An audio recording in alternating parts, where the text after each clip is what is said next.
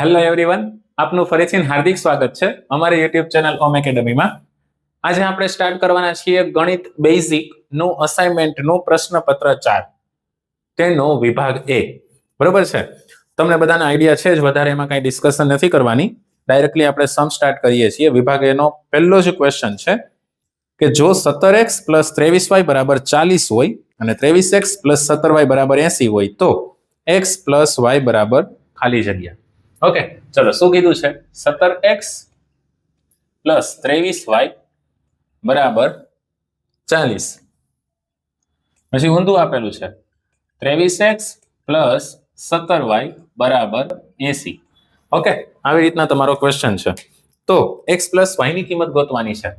બહુ જ ઈઝી છે. તમારે એમાં લોપની રીત કે એવું કંઈ નથી કરવાનું, પણ શું કરવાનું છે? આ બધાનો સરવાળો કરી નાખો. ચાલો, 17 + 23, 23 ને 7 30 ને 10 40, એટલે કેટલા થશે? 40x પ્લસ અહીં કેટલા થશે? 40y બરાબર 8 ને 4 12, એટલે અહીં આવશે 120.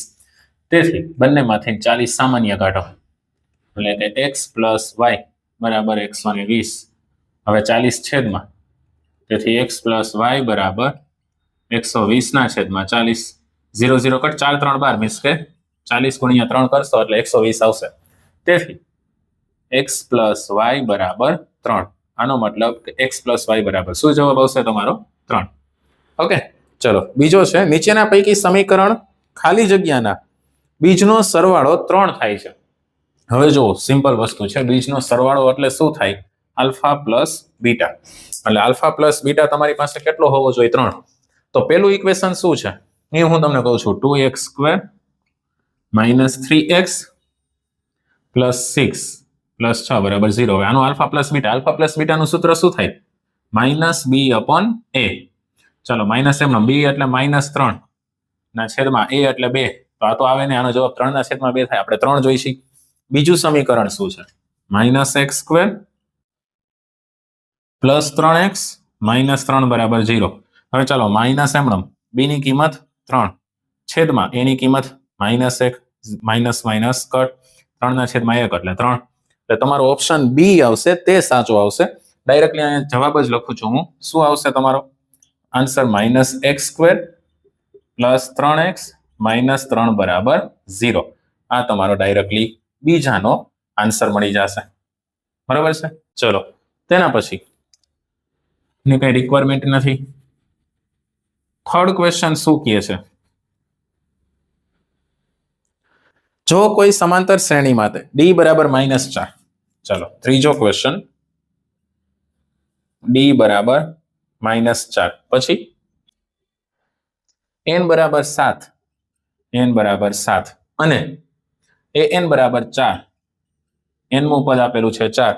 તો એ મીન્સ કે પ્રથમ પદ તમારે ગોતવાનું છે. સિમ્પલ વસ્તુ છે.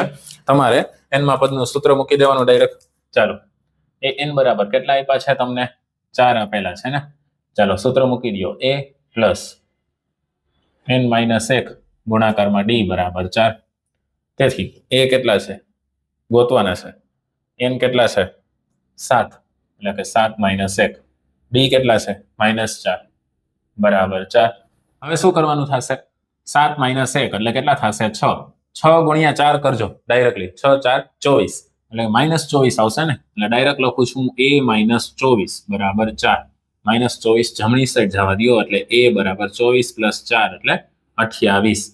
તમારો આન્સર આવશે 28. પ્રથમ પદ શું મળશે તમને? 28. બરાબર છે? ચાલો, તેના પછી ચોથો ક્વેશ્ચન, 5 3 અને 3 3 બે બિંદુઓ આપેલા છે તમને. તો a b નું મધ્ય બિંદુ ગોતવાનું છે. ચાલો, ચોથો ક્વેશ્ચન, a ઓફ શું આપ્યું છે તમને? 5 3 અને b ઓફ તમને આપેલા છે 3 3. ઓકે, 5 3 અને 3 3. તો મધ્ય બિંદુ a b નું. ચાલો, a b નું મધ્ય બિંદુ બરાબર શું કરવાનું થશે? બંનેના x યામનો સરવાળો ભાગાકારમાં 2, એ તમને x મળશે, અને બેયના y યામનો સરવાળો ભાગાકારમાં 2, એ તમને y મળશે.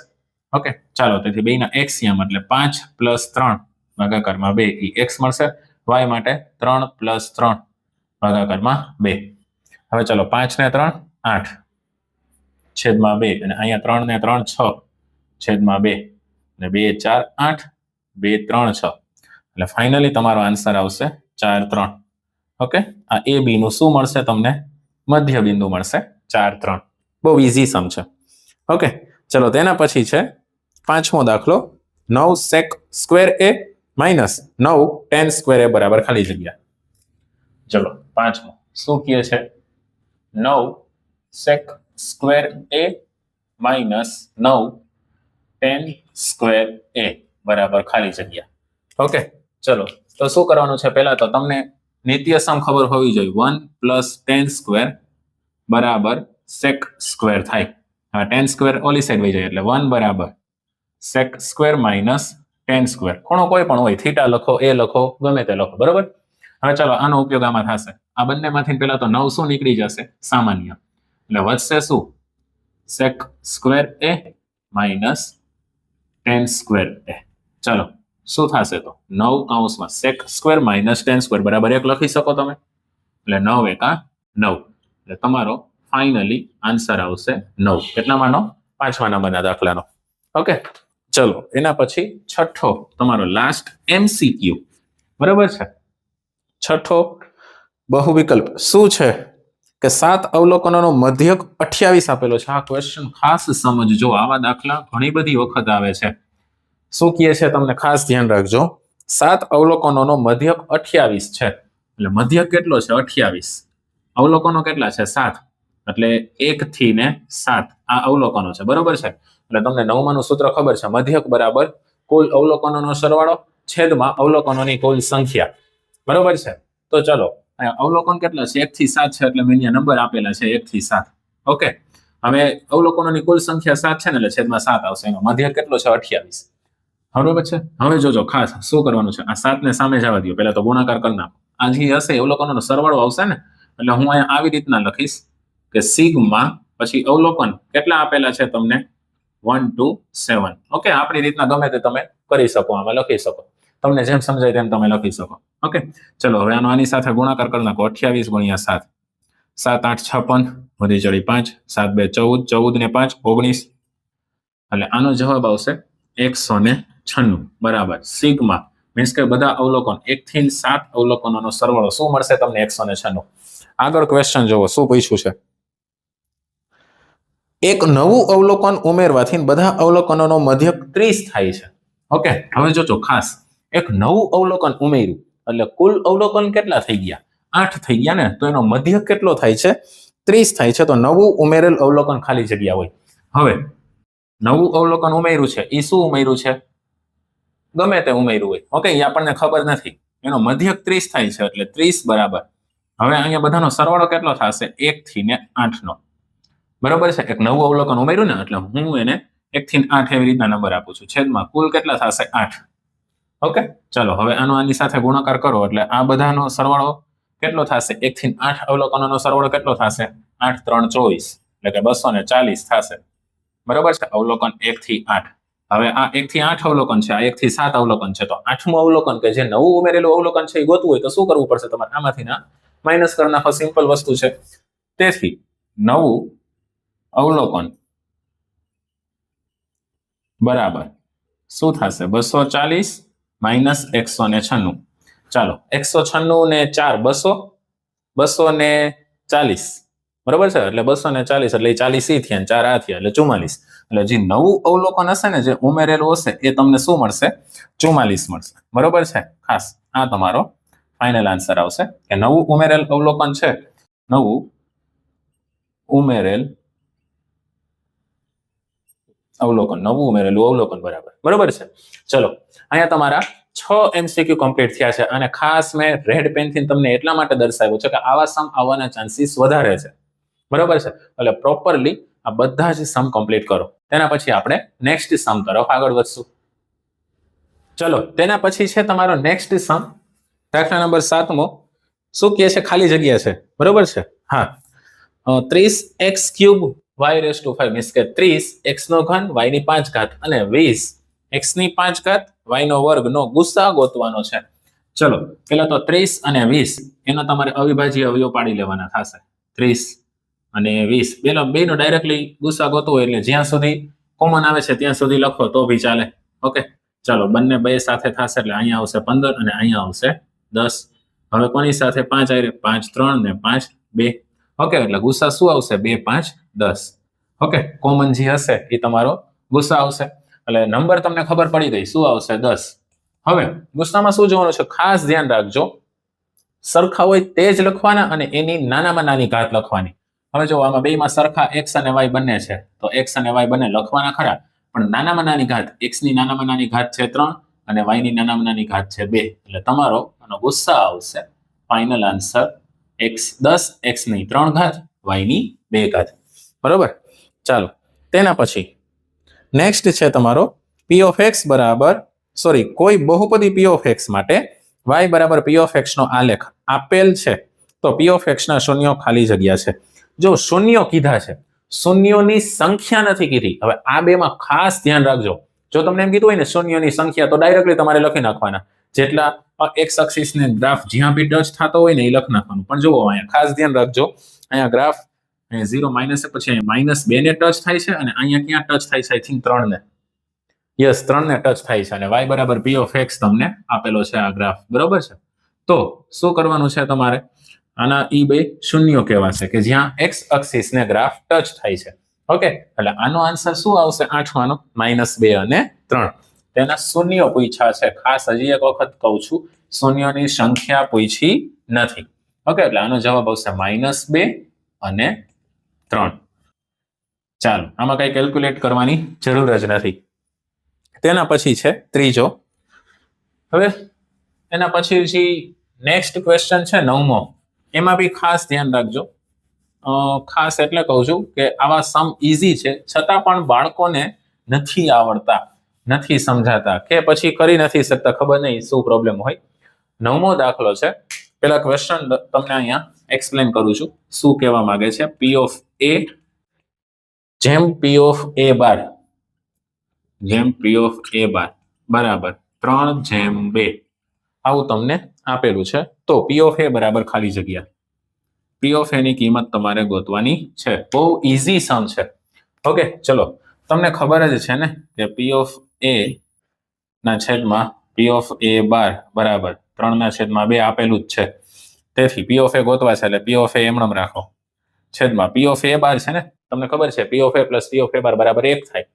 તો p of a બાર બરાબર શું કરવાનું તમારે 1 માઇનસ p of a, તમે આવું લખી જ શકવાના છો, બરાબર 3/2. હવે ચોકડી ગુણાકાર કરી નાખો, શું આવશે તેથી 2p of a is equal to, હવે ચલો આનો આની સાથે ગુણાકાર કરશો એટલે 3 × 3 માઇનસ 3p of a બરાબર, બંને સાથે થાય -3 આ સાઈડ આવશે એટલે +3 એટલે 5p of a બરાબર 3. 5 છેદમાં, તેથી p of a તમને મળશે 3/5. આ તમારો આન્સર આવી ગયો. બહુ જ ઈઝી સમ છે, પણ ક્યારેક આવડતું હોય તોય ભૂલાઈ જાય, એના જેવું છે. બરોબર, ખાસ ધ્યાન રાખજો. ચલો 3/5 9મો દાખલો. હવે તેના પછી છે 10મો દાખલો. ચલો ખાસ જોજો, પહેલા ક્વેશ્ચન તમને એક્સપ્લેન કરું છું.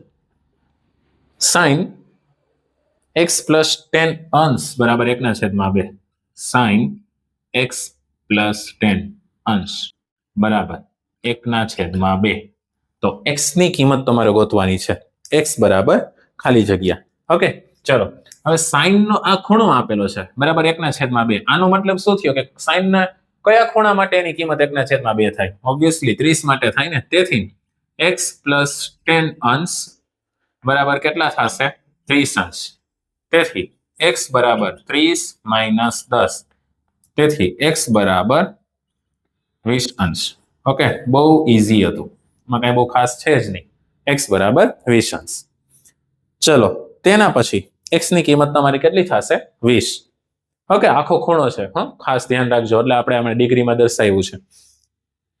હવે તેના પછી છે 11મો દાખલો. શું કહે છે કે ભાઈ ઓ કેન્દ્રિત વર્તુળને બાહ્ય બિંદુ p માંથી દોરેલ સ્પર્શકો pa અને pb વચ્ચેના ખૂણાનું માપ 58 હોય. પહેલા તો તમને ફિગર ડ્રો કરીને મારે કહેવું પડશે. તમને એક વર્તુળ આપેલું છે, વર્તુળના બહારના બિંદુમાંથી ને p માંથી બે સ્પર્શકો આપેલા છે, pa અને pb. ઓકે, ઓ કેન્દ્રિત વર્તુળ છે એટલે અહીંયા કેન્દ્ર છે ઓ, એટલે આ શું થઈ ગઈ તમારી ત્રિજ્યા થઈ ગઈ, બરોબર છે. હા, સ્પર્શક ત્રિજ્યા સાથે હંમેશા 90 નો ખૂણો બનાવશે. ઓકે, હવે આ તમને ખૂણો આપેલો છે 58 ડિગ્રી 58 અંશ, બરોબર છે. શું આપેલું છે તમને કે બંને વચ્ચેના ખૂણાનું માપ 58 અંશ હોય તો ખૂણો POA, ખૂણો POA મીન્સ કે આ ખૂણો બતાવવાનો છે. ચલો 58 છે ને અહીંયા, એમ રાખી દો પહેલા આ POA, એટલે આ ખૂણો તમારે ગોતવાનો છે. 58 હોય એટલે એક્ઝેક્ટલી ડાયરેક્ટ બે ભાગ કરે 29 ના બે ખૂણા થશે, બરોબર છે આ બંને. હવે શું કરવાનું છે? સિમ્પલ વસ્તુ છે. આ POA ગોતવો છે. ત્રિકોણના ત્રણેય ખૂણાના માપનો સરવાળો 180 હોય, અહીંયા 90 આપેલો છે, અહીંયા 29 છે, તો આ તમને મળી જાય ને. તેથી ખૂણો POA બરાબર કેટલો થશે? 180 માઇનસ આ 90 ને 29 માઇનસ કરવાના થશે ને. 90 ને 29 કેટલા થશે? 9 ને 2 11, 119. શું કરવાના થશે તમારે? માઇનસ. શોર્ટમાં એટલે કહું છું કે તમારે ડાયરેક્ટલી આન્સર જ ટિક માર્ક કરવાના છે. સો એક્સપ્લેનેશન તમને પ્રોપરલી સમજાવવું જોઈએ. હવે 180 માઇનસ 119, ચલો ડાયરેક્ટલી કરો. 119 ને 20 થાય એટલે 20 ને 80 એટલે 60 થયા, અને એક આવડો એટલે 61, એટલે તેથી ડાયરેક્ટલી તમને મળી જશે ખૂણો POA બરાબર 61 ડિગ્રી 61 ડિગ્રી. ઓકે, ચલો તેના પછી છે 12મો દાખલો. મીન્સ કે 12મી ખાલી જગ્યા, તમારી છેલ્લી ખાલી જગ્યા ઇરેઝ કરવું પડશે. હવે જોજો, ખાસ ધ્યાન રાખજો. આમાં 12મી ખાલી જગ્યા થોડીક લેન્ધી છે. તમને શું આપેલું છે ક્વેશ્ચન કે ભાઈ પ્રથમ n અયુગ્મ પ્રાકૃતિક સંખ્યાઓનો મધ્યક ખાલી જગ્યા થાય. મધ્યકનું સૂત્ર શું થાય? પહેલા તો મધ્યક બરાબર કુલ અવલોકનોની સંખ્યા છેદમાં કુલ અવલોકન જેટલા હોય તે. મીન્સ કે અંશમાં શું આવશે? અવલોકનોનો સરવાળો.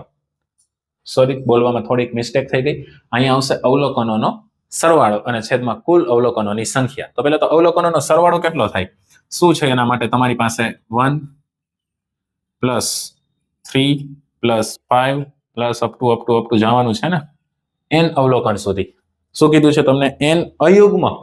અયુગ્મ એટલે એકી સંખ્યા, પ્રાકૃતિક સંખ્યા કીધી છે 1 3 5, આ બધાનો સરવાળો. આ બધાનો સરવાળો કેટલો થાય એ જાણવા માટે આપણી પાસે SN નું સૂત્ર છે ને, બરોબર છે. SN બરાબર શું થશે? ફોર્મ્યુલા n ના છેદમાં 2 કૌંસમાં 2a + n - 1 × d. ઓકે, ચલો n એમણમ છેદમાં 2 એમણમ 2a એટલે 2 × a કેટલા થશે? 1 + n - 1 d કેટલા થશે? 3 - 1 કરો એટલે 2.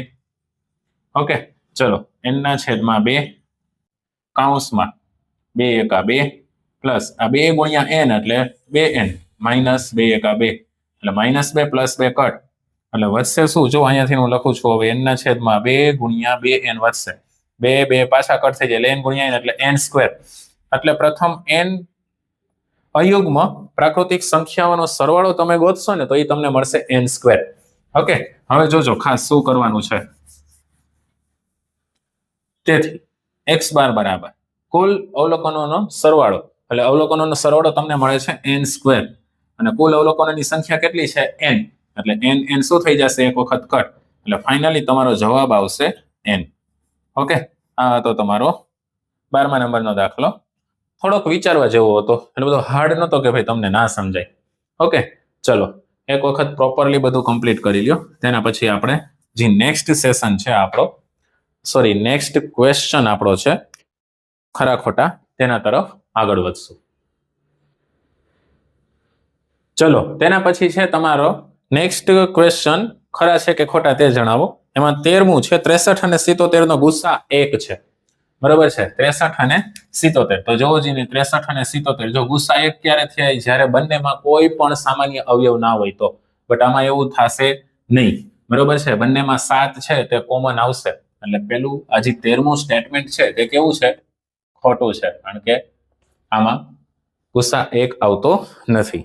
ઓકે, ચલો બહુ જ ઈઝી છે, આમાં કઈ બહુ ખાસ વિચારવા જેવું નથી. 14મો દાખલો છે તમારો 3x ની 2 ઘાત પ્લસ 5x માઇનસ 2. 3x ની 2 ઘાત પ્લસ 5x માઇનસ 2. હવે શું કીધું છે તમને? શૂન્યનો ગુણાકાર -2 ના છેદમાં 3.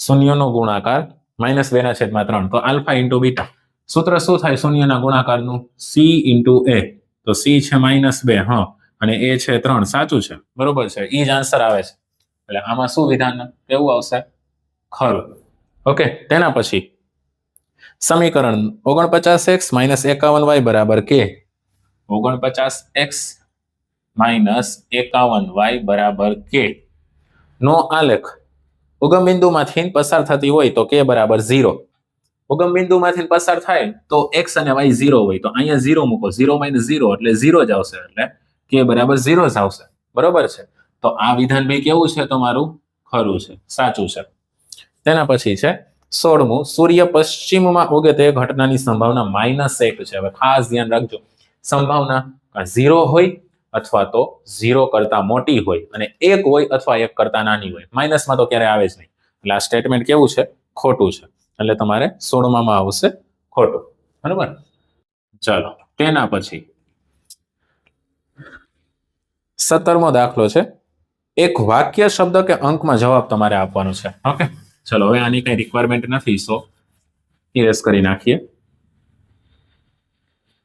શું કહે છે તમારે 17મો તમને તફાવત ગોતવાનું કીધો છે શ્રેણી તમને આપેલી છે ઓકે ચલો √6 √24 ને √54 17મું છે √6 √24 અને √54 પહેલા તો તમારે આને સિમ્પલ ફોર્મમાં લખવું પડશે ચલો √6 તો એમણે રહેશે ને √24 એટલે 6 4 24 થાય તો 4 નું વર્ગમૂળ 2 એટલે 2 વર્ગમૂળમાં 6 54 છે હવે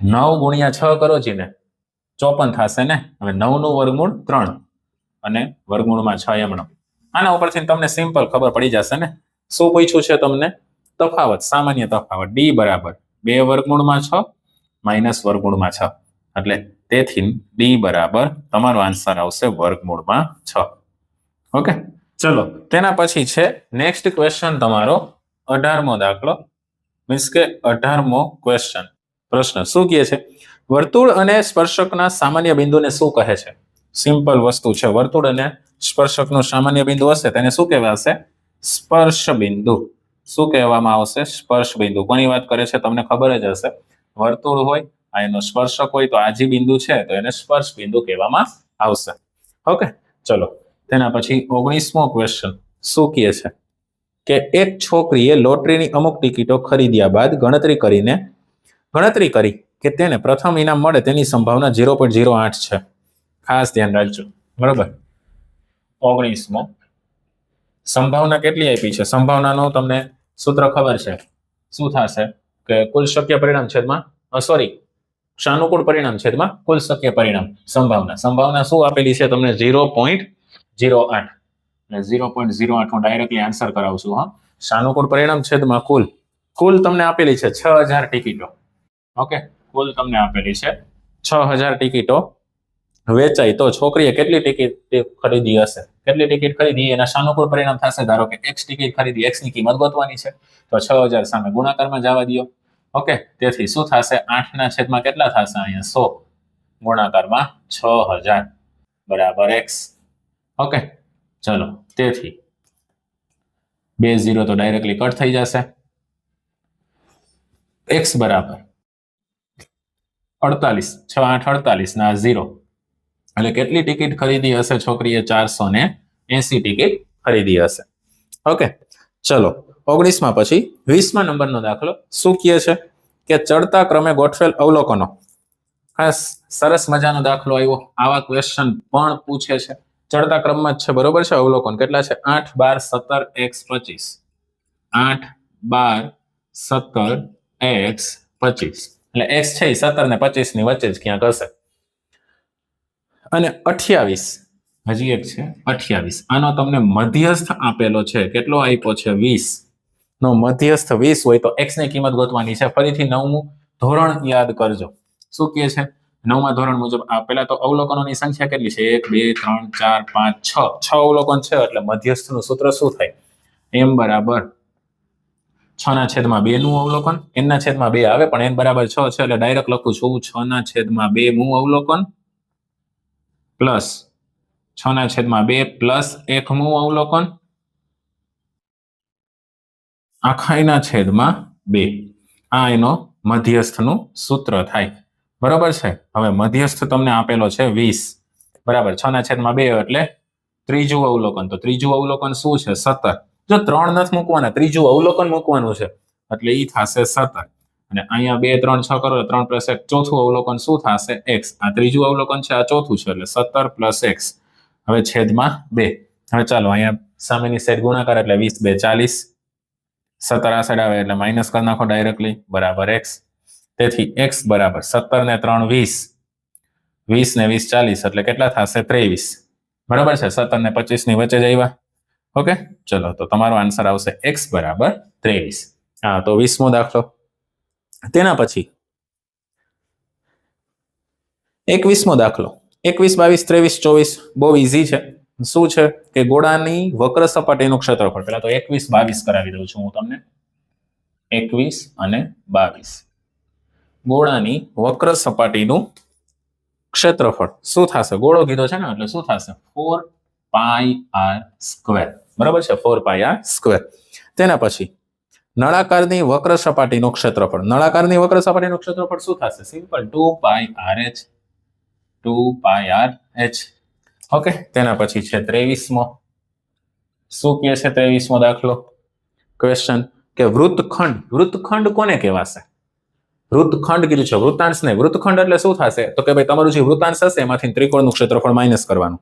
તો જોવો જ ને, પહેલા તો વૃત્તખંડ બને શેનાથી એ તમને ખાસ આમાં ખબર હોવી જોઈએ. જો આવી રીતના હોય ને, બરાબર છે, તો આ શું કહેવાશે? જીવા. તો જીવાની ઉપરનો ભાગ છે એ ગુરુ વૃત્તખંડ, નીચેનો ભાગ છે એ લઘુ વૃત્તખંડ. તો વૃત્તખંડ હંમેશા જીવાથી બનશે, વૃત્તાંશ હંમેશા ત્રિજ્યાથી બનશે. બરોબર છે. તો જોવો આમાં વૃત્તખંડ વર્તુળના પરિઘનો ભાગ નહીં, એનું આવે. જીવા અને તેના બંને ભાગમાંથી કોઈ પણ ચાપ વચ્ચેનો પ્રદેશ. ઓબ્વિયસલી 24માં શું આવશે? તો બીજ આવશે ને, કે જીવા અને તેના બંનેમાંથી કોઈ પણ ચાપ વચ્ચેનો પ્રદેશ. બરોબર છે. કારણ કે એક જ વસ્તુ યાદ રાખવાની, વૃત્તખંડ હોય એટલે શું આવશે? જીવા. એટલે આમાં ક્વેશ્ચનના 23માં આન્સર શું આવશે? જીવા અને તેના પ્રદેશમાંથી બનતો કોઈ એક ભાગ.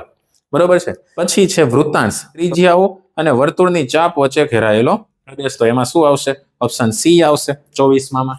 ઓકે, આમાં એક જ વસ્તુ યાદ રાખવાની, જીવા તો વૃત્તખંડ અને વૃત્તાંશ તો શું યાદ રાખવાનું છે તમારે? ત્રિજ્યા.